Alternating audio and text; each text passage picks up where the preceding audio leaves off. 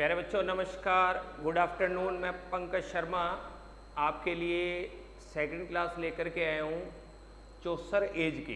प्यारे बच्चे, इससे पहले अपनों ने बात की थी प्रीवियस क्लास में चौसर एज के बेसिक कंसेप्ट्स पर बात की थी। भाई चौसर एज के बारे में क्या क्या इन्फॉर्मेशन अपने को चाहिए।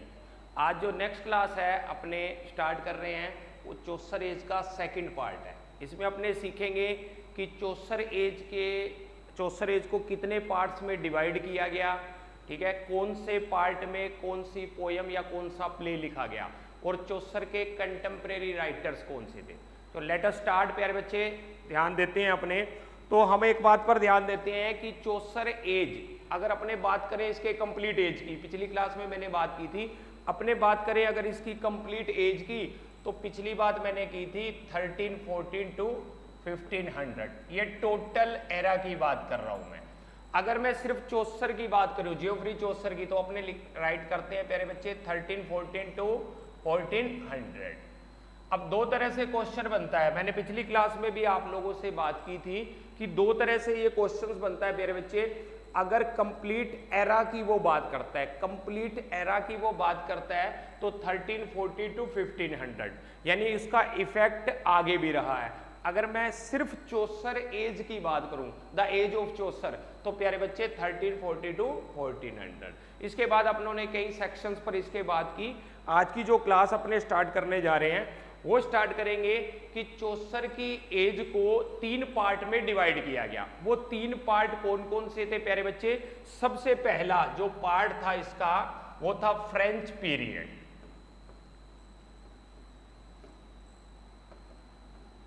हम पहले पार्ट को क्या बोलेंगे प्यारे बच्चे?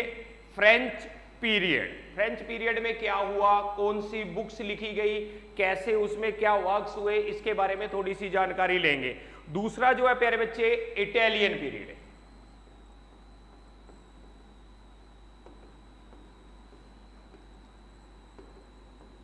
थर्ड जो है प्यारे बच्चों इंग्लिश पीरियड।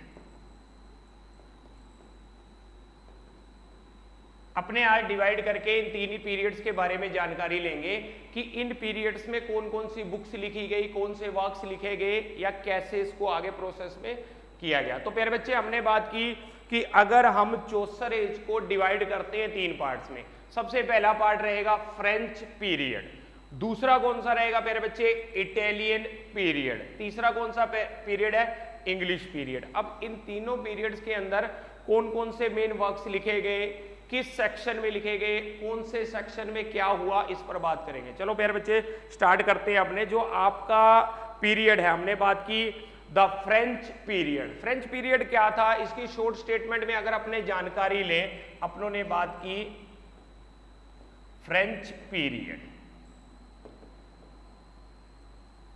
फ्रेंच पीरियड की बात की तो मैं आपको कहना चाहूंगा कि ये फ्रेंच पीरियड है, ये कब स्टार्ट हुआ या इसमें क्या लिखा। देखो प्यारे बच्चे, फ्रेंच पीरियड की अगर मैं बात करूं तो फ्रेंच पीरियड में 2 फ्रांसीसी जो राइटर्स थे, फ्रेंच राइटर्स, उनका इफेक्ट चौसर पर बहुत रहा।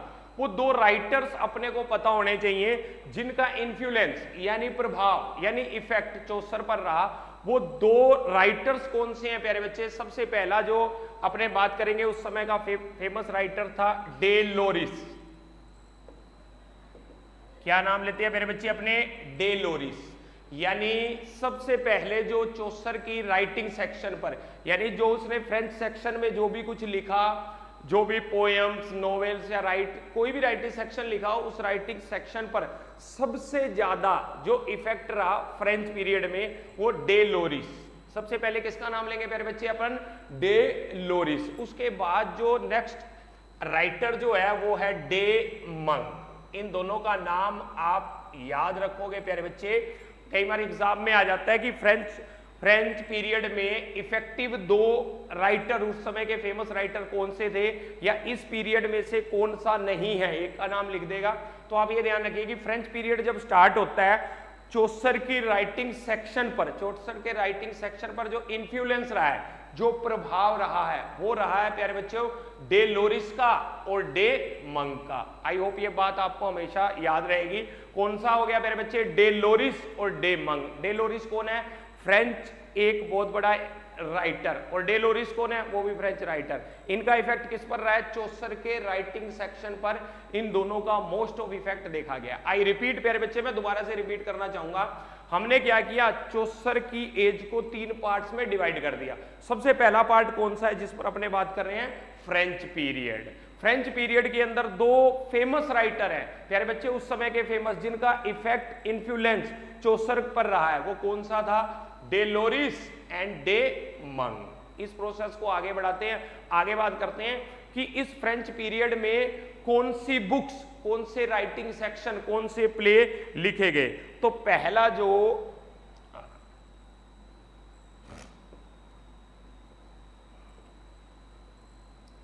पहला राइटिंग सेक्शन आया फ्रेंच पीरियड के अंदर प्यारे बच्चों,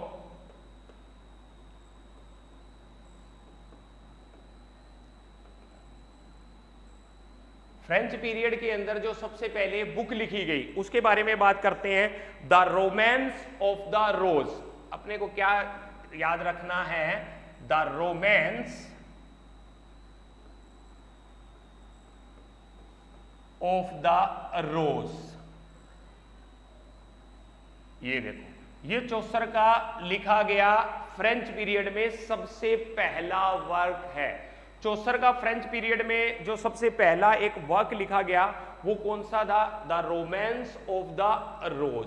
और इस पर इफेक्ट आपसे पूछ ले भाई, इस पर सबसे ज्यादा इफेक्ट किसका था प्यारे बच्चे, तो इफेक्टिव राइटर्स कौन से थे, 2, एक प्यारे बच्चे डेलोरिस और दूसरा डे मंग। इन पर फ्रेंच राइटर्स का इफेक्ट रहा है। इस पर हम बात करेंगे कि ये इफेक्ट कैसे रहा है। यानी कि सबसे पहले अपन बात करें, मैंने आपसे पहले भी बात की है कि इंग्लिश में सबसे पुरानी लैंग्वेज कौन सी रही है, लैटिन। यानी चौसर का जब मिडिल एज का टाइम स्टार्ट हुआ प्यारे बच्चे, मिडिल एज चल रही थी, उस समय लैटिन लैंग्वेज भी रनिंग में थी। उसके बाद प्रोसेस में आई फ्रेंच। फ्रेंच में जो सबसे बड़े राइटर्स हुए शुरुआती में प्रोसेस में, तो वो कौन से थे, डेलोरिस और डे मंग। और इसी सेक्शन में जो दूसरा प्ले या दूसरा राइटिंग सेक्शन हमारे सामने आया वो था प्यारे बच्चे the romaunt of the rose. The raiment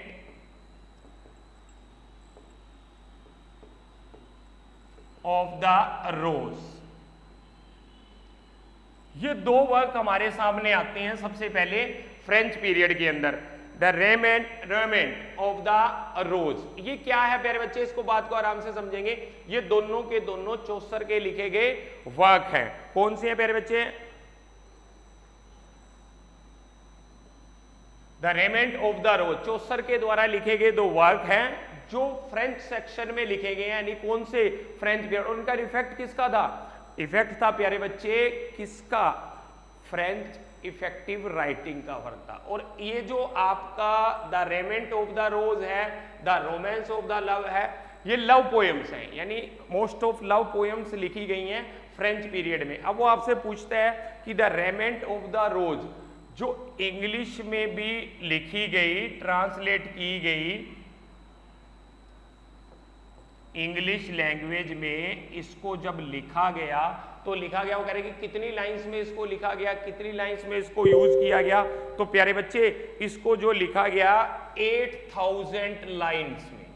कितनी लाइंस में, 8000 लाइंस में। क्वेश्चन आ जाता है द रोमांस ऑफ द रोज जो लिखा गया आपका प्ले है, या इसको कितनी लाइनों में कंप्लीट किया गया, कितनी लाइनों में प्यारे बच्चे, 8000 लाइन। अब ये क्वेश्चन यहां से यूज होता है कि फ्रेंच पीरियड में 2 वर्क लिखे गए। पहला वर्क अपना था the romance of the rose, दूसरा the romaunt of the rose. The romaunt of the rose English section में लिखा गया, इंग्लिश राइटिंग में भी यूज किया गया, और जब इसको यूज किया गया तो 8000 लाइंस में इसका काम कंप्लीट हुआ। लेकिन इसका बेस क्या था प्यारे बच्चे, इसका बेस था प्यारे बच्चे drawbacks of marriage of women deceit. यानी कि कुछ महिलाएं जब शादी के बाद आफ्टर मैरिज ड्रॉबैक्स, किस कमियों के कारण अपने पुरुषों को धोखा देती हैं, डिसाइडफुल, उस पर पूरा इफेक्ट एक राइटिंग सेक्शन लिखा गया कि वो उसने यूज किया एक वर्ड कि द ड्रॉबैक्स, यानी कुछ कमियां थी। किसकी कमियां थी? यानी कि मैरिज लाइफ की कुछ कमियों को और द बैड वुमेन के कैरेक्टर को। सुन लेना प्यारे बच्चे, इसमें क्या किया गया? मैरिज ड्रॉबैक्स, कुछ मैरिज की कमियों को बताया गया उस समय, और drawbacks of marriage life of past womens, यानी पुरानी जो महिलाएं थी उन्होंने कुछ मैरिज की कमियां और उनके अकॉर्डिंग जो सेक्शन कंप्लीट किया गया, the good women, the bad women, उनके कैरेक्टर्स को इसमें दिखाया गया। आई होप ये बात आपको बड़ी अच्छे से समझ में आई होगी। मैंने कहा जो फ्रेंच पीरियड के जो वर्क थे, पहला वर्क था रोमांस ऑफ द रोज, दूसरा द रोमांट ऑफ द रोज। ठीक है प्यारे बच्चे, 8000 लाइन्स में इस वर्क को कंप्लीट किया गया। और कंप्लीट करने के बाद वो कह रहे हैं कि the drawbacks of marriage, deceitfulness women, यानी एक वुमेन की कमियां जो शादी के बाद उसमें बताई गई, और कंप्लीट वर्क उसके बारे में लिखा गया। आगे चलते हैं मेरे बच्चे, इस सेक्शन की फ्रेंच पीरियड की थर्ड बुक पर बात करते हैं अपने। थर्ड बुक अपने को क्या कहती है? थर्ड बुक आपने आई होप इसका नाम पहले भी सुना होगा, द बुक ऑफ डचेस।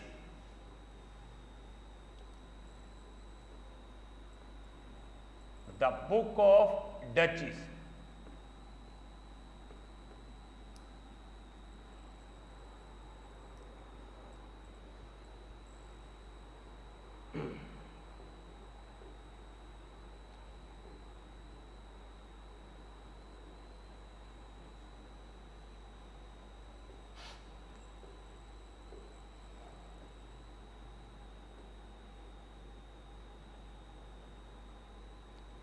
इस नाम को ऐसे लिखेंगे, कई जगह अलग अलग सेक्शन में आपको नाम देखने को मिलेंगे, द बुक ऑफ डचेस। वो कह रहे हैं कि द बुक ऑफ डचेस, इसका टाइम पीरियड रहा है प्यारे बच्चे 1368। टाइम पीरियड काफी डाउटफुल है, कहीं आपको सेक्शन में कभी कोई टाइम पीरियड देखने को मिलेगा, किसी में 1365 देखने को मिलेगा, लेकिन जो इसका कंप्लीट जो राइट टाइमिंग पीरियड है प्यारे बच्चे वो रहेगा 1368। यानी द बुक ऑफ डचेस जो लिखी गई है वो कब लिखी गई है? 1368। उस समय का एक फेमस वर्क, उस समय का एक फेमस वर्क है जो 1368 में लिखा गया है। लेकिन ये किसके लिए लिखा गया है? The wife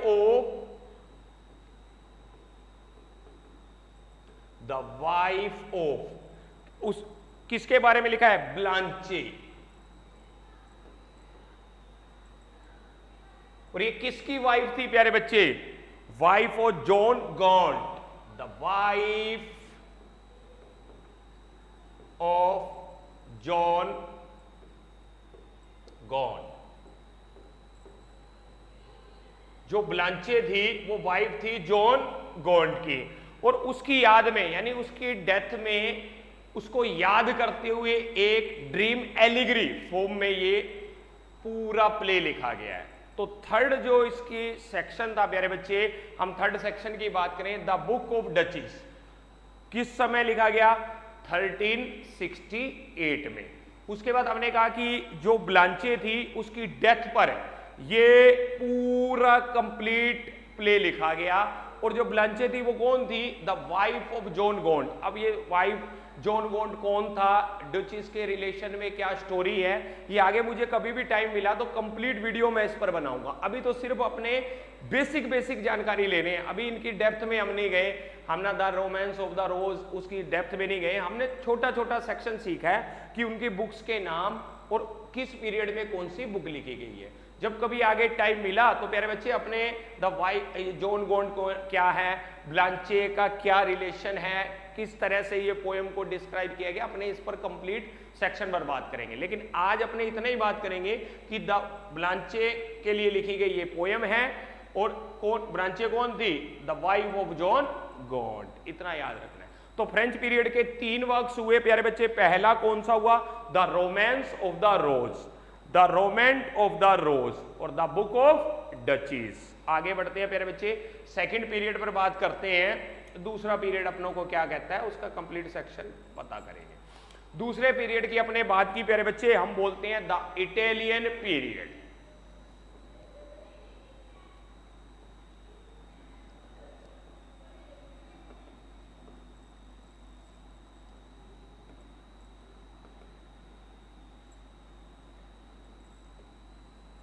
the Italian period. अब प्यारे बच्चे ये 1372 की बात है, बात को गौर से सुनना आप सभी लोग, ये 1372 की बात है जब चौसर ने विजिट किया था इटली। सुनते रहना प्यारे बच्चे, विजिटेड इटली। बात को सुनिएगा, मैं सेंटेंस क्या कह रहा हूं। ये उस समय की बात है, समय क्या हो गया मेरे बच्चे, 1372 की बात है जब चौसर ने विजिट किया था इटली। और इटली में वो इन्फ्लुएंस, वो प्रभावित हुआ किससे, दांते से। उस समय का एक और फेमस राइटर इटली का दांते। दांते के बारे में भी जानेंगे कि दांते कैसे है, इसने क्या क्या लिखा है, इसका सब कुछ। लेकिन अपन अभी इस पीरियड के अंदर, द इटालियन पीरियड के अंदर हम सबसे पहले जानकारी चाहेंगे कि इटालियन पीरियड के अंदर प्यारे बच्चे उस समय का सबसे फेमस राइटर जिसका नाम था वो था दांते। और दांते से इफेक्टिव यानी दांते से इन्फ्लुएंस प्रभावित होकर के इटालियन पीरियड में चौसर ने कुछ बुक्स लिखी, कुछ वर्क्स लिखे, लेकिन इस पर इफेक्ट किसका था, दांते का। विजिट कहां किया, इटली। और दांते कहां था क्या प्यारे बच्चे, कहां का था, इटालियन यानी इटली का फेमस राइटर। तो इस समय जो लिखा गया प्यारे बच्चे उससे इफेक्टिव होकर के चौसर ने दो वर्क्स लिखे। वो वर्क्स कौन से थे, द हाउस ऑफ फेम, याद रखिएगा प्यारे बच्चे, द हाउस ऑफ फेम। जो पहला फेमस वर्क लिखा गया ये रहा, द हाउस ऑफ फेम, ये पहला वर्क लिखा गया। दूसरा लिखा गया प्यारे बच्चे the parliament of fowls.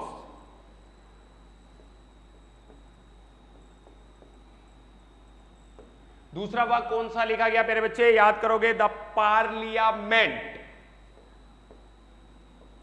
Of fowls. ये दो वर्क लिखे गए। तो इन दो वर्क्स का नाम आप ध्यान रखोगे, the house of fame, the parliament of fowls. किसने लिखे प्यारे बच्चे, चौसर ने। किससे प्रभावित होकर के, इन्फ्लुएंस बाय दांते।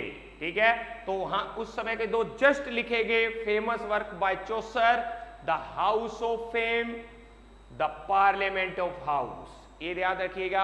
अब इनके बारे में भी हम इफेक्टिव जानकारी, पूरा नॉलेज लेंगे आगे कभी वीडियो में कि द हाउस ऑफ फेम में क्या बताया गया है, द पार्लियामेंट ऑफ फाउल्स में किस चीज को डिस्क्राइब किया गया है। लेकिन अभी अपने इतना ही जानेंगे कि ये दोनों के दोनों वर्क इटालियन पीरियड में लिखे गए। और इटालियन पीरियड में लिखे गए, ये चौसर ने लिखे। इन्फ्लुएंस यानी इस पर प्रभाव था किसका प्यारे बच्चे, दांते का। और दांते उस समय का इटली का सबसे फेमस राइटर था जिसका इफेक्ट नॉवेल्स में, पोएम्स में, हर प्ले सेक्शन में इनका इफेक्ट था। तो नेक्स्ट पर बात करते हैं प्यारे बच्चे, आगे कौन सा वर्क इटालियन पीरियड के क्लोज है या इटालियन पीरियड को आपने नाम सुना होगा प्यारे बच्चे, Troilus and Criseyde. Troilus and क्राइसिड,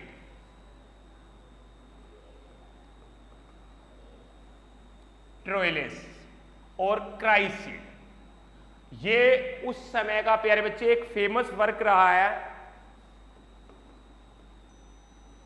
क्राइसिड। Troilus and क्राइसिड,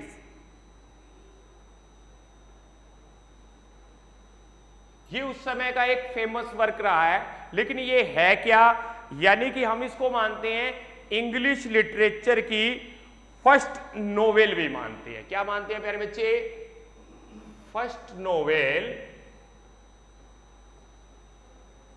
of English literature.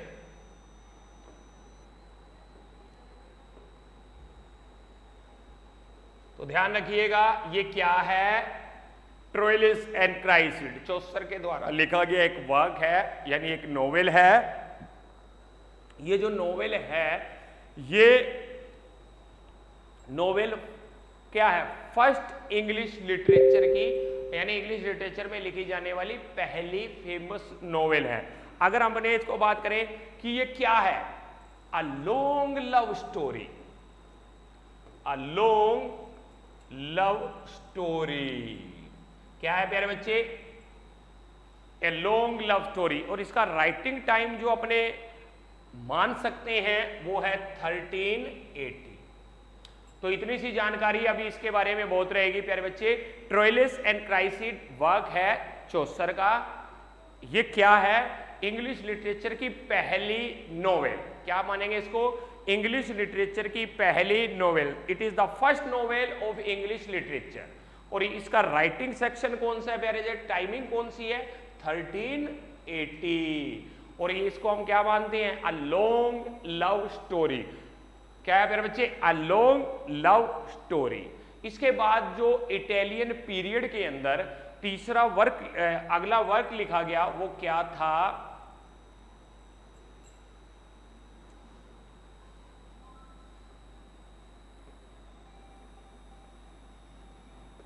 The legend of good human.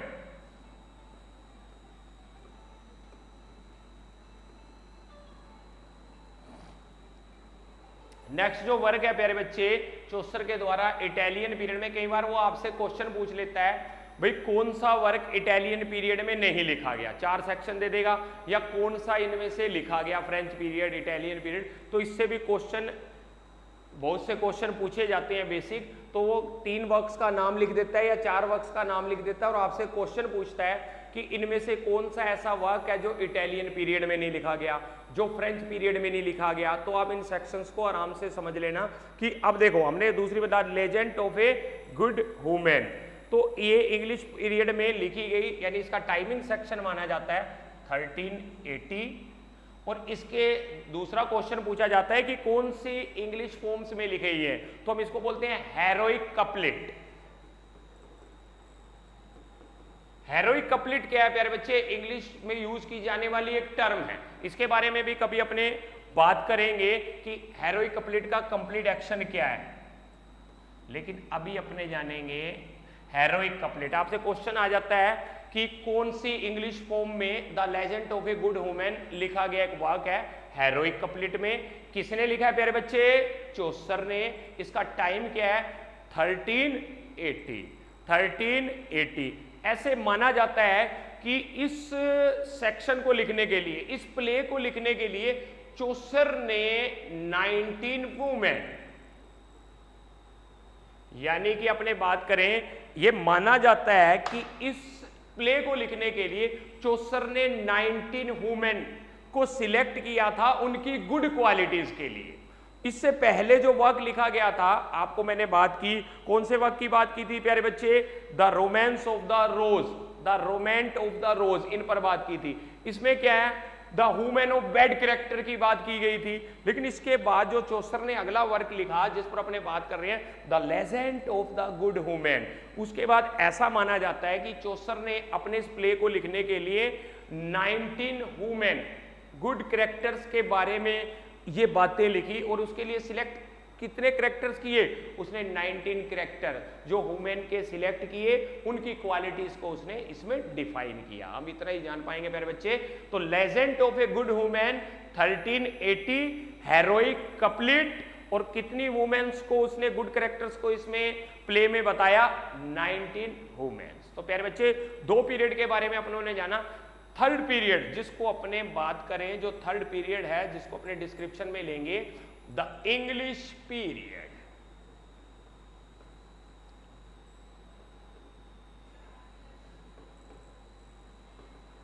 ये जो इंग्लिश पीरियड था प्यारे बच्चे, इस समय का सबसे बड़ा वर्क एक ही माना जाता है प्यारे बच्चे, जिसको हम बोलते हैं द कैंटरबेरी टेल्स। आप जानते होंगे इसके बारे में, मोस्ट ऑफ क्वेश्चंस पूछे जाते हैं।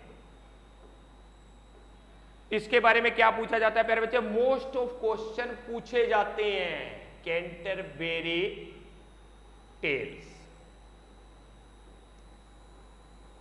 ये इंग्लिश पीरियड में चौसर का लिखा गया सबसे बड़ा वर्क और सबसे फेमस वर्क। आपके टीजीटी, आपके पीजीटी और नेट में मोस्ट ऑफ क्वेश्चन यहां से पूछे जाते हैं कैंटरबेरी टेल्स से। अब कैंटरबेरी टेल्स का टाइम पीरियड जो माना जाता है ना प्यारे बच्चे, वो माना जाता है 1387 टू 1400 पहली बार।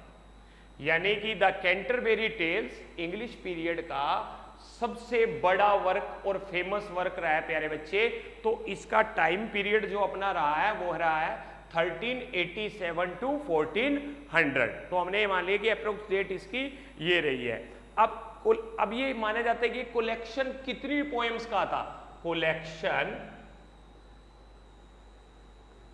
Of 24 tales. सुनते रहना प्यारे बच्चे, कुछ बेसिक बातें इसके बारे में। चौसर ने सोचा कि कितनी कहानियों को, कितनी स्टोरीज को ऐड करके ये बनाई जाएगी 24 टेल्स, यानी 24 कहानियों को इसमें इंक्लूड किया जाएगा, 24 स्टोरीज को इसके अंदर हम इंक्लूड करेंगे।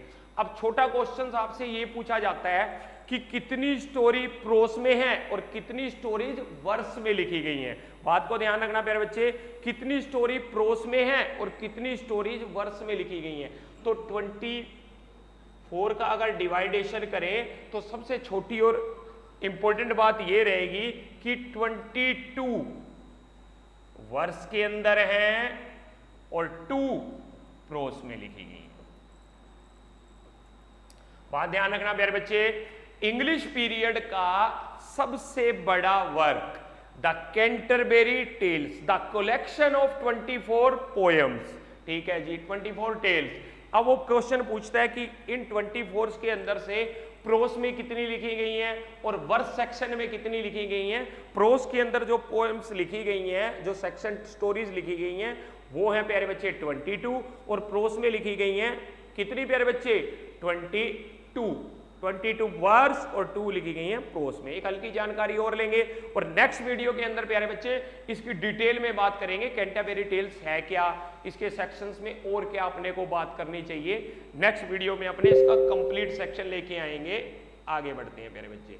तो हमने ये डिसाइड किया कि इसके सेक्शन में 24 टेल्स का अपन ने यूज किया, 22 रही वर्स में और 2 रही प्रोस में। अब इसमें क्वेश्चन आ जाता है कि पिलग्रिम्स तो थे प्यारे बच्चे 29,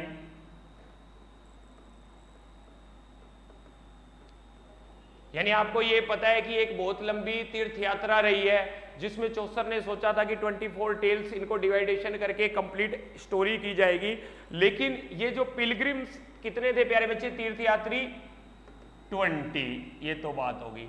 लेकिन ये 20 थे चौसर को मिला के या चौसर को हटा के प्यारे बच्चे, ये एक्सक्लूडिंग चौसर थे, यानी इन 29 के अंदर एक्सक्लूडिंग द चौसर, चौसर को काउंट नहीं किया गया। बात सुनिएगा, ये जो 29 पिलग्रिम्स हैं प्यारे बच्चे, ये जो तीर्थयात्री हैं, इसमें चौसर को एक्सक्लूड किया गया है, इंक्लूड नहीं। अगर अपन चौसर को इंक्लूड करें तो 29 + 1 30, यानी चौसर को अगर इस स्टोरी के मेन सेक्शन को अगर इसमें डाला जाए तो वो कितने हो जाएंगे 30। तो प्यारे बच्चे कई बार क्वेश्चंस यूज कर जाता है एक्सक्लूडिंग पोइट इंक्लूडिंग पोइट के सेक्शन से बात करता है, तो हमें पता होना चाहिए कि कितने सेक्शन में यूज करने हैं। अब टोटल स्टोरीज थी प्यारे बच्चे, अगर इसमें सेक्शन में सोचा उसने कि टोटल स्टोरीज कितनी होंगी, तो टोटल स्टोरीज थी प्यारे बच्चे 30 × 4 120। चौसर ने ये सोचा था कि टोटल अगर ये पिलग्रिम्स, ये तीर्थ यात्रा पूरी हो जाती है तो कितनी टेल्स रहेंगी 120 स्टोरीज। तो ये इसका एक अनफिनिश्ड वर्क था जिस दौरान चौसर की डेथ हो गई थी, ये बीच में स्टोरी कंप्लीट ना हो सकी, अनफिनिश्ड वर्क। लेकिन प्यारे बच्चे चौसर ने सोचा था कि क्या होगा कि स्टोरीज जो अपने कंप्लीट करेंगे वो 120 करेंगे, लेकिन ऐसा नहीं हो पाया। बट आउट ऑफ दैट क्या हुआ, बट आउट ऑफ दैट देखो प्यारे बच्चे, बट आउट ऑफ दैट कितनी टेल्स हो पाई, कितनी स्टोरीज हो पाई 24 टेल्स। यानी चौसर ने क्या सोचा था कि कंप्लीट करेंगे इस सेक्शन को तो कितनी स्टोरीज की बात करेंगे 120, लेकिन वो कंप्लीट नहीं हो पाई। और कितनी स्टोरीज कंप्लीट हो पाई 24। तो 24 स्टोरीज का कलेक्शन रहा ये प्यारे बच्चे। तो अगले वीडियो के अंदर प्यारे बच्चे अपने कैंटरबेरी टेल्स के बारे में डेफिनेशन से जानेंगे, क्योंकि इससे मोस्ट ऑफ क्वेश्चन आपके टीजीटी, आपके पीजीटी और नेट सेक्शन में पूछे जाते हैं। तो प्यारे बच्चे, अपने अगली क्लास में मैं आशा करूंगा कि आप लोग कैंटरबरी टेल्स के बारे में अच्छे से पढ़ के आओगे। जब आप इस सेक्शन को अच्छे से पढ़ के आओगे और जब मैं इस स्टोरी को कंप्लीट आपके सामने डिस्क्रिप्शन में लेके आऊंगा तो आपको कंप्लीट स्टोरी समझ में आएगी। हैव ए नाइस डे प्यारे बच्चों, फिर मिलेंगे।